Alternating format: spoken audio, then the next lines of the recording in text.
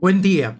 Aquí traigo una propuesta de arquitectura de software, el cual se va a basar en 3 capas: en la capa de infraestructura, la capa de aplicación y la capa de dominio.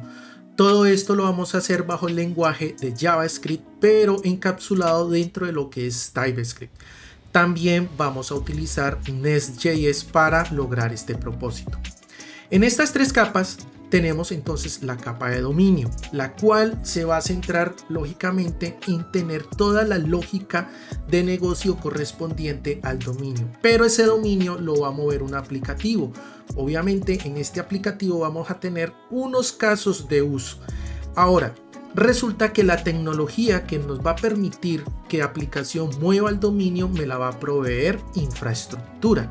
Entonces, de esa manera, infraestructura conocerá al dominio, pero en términos de interfaces, en términos de tipos de datos, y también en términos de algunas clases que necesiten extenderse hacia infraestructura para poder que infraestructura provea esa tecnología que le va a permitir a la aplicación poder mover el dominio.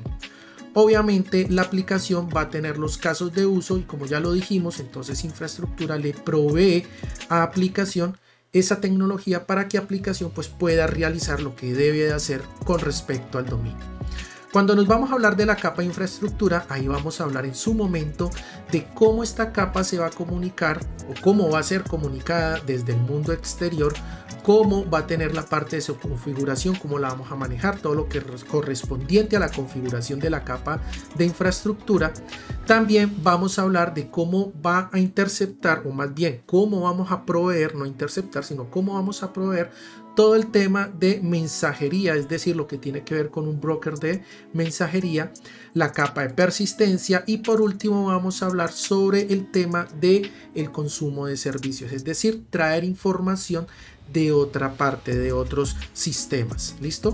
Entonces, por ahora, esta va a ser la propuesta en el cual, muchachos, lo que necesitamos es que dominio sea totalmente independiente, que sea agnóstico al framework que se esté utilizando, e incluso dominio va a ser independiente al aplicativo que lo esté moviendo, y por obvias razones el aplicativo no va a tener absolutamente nada que ver con las tecnologías que infraestructura va a proveer para que el sistema se pueda mover como necesitamos.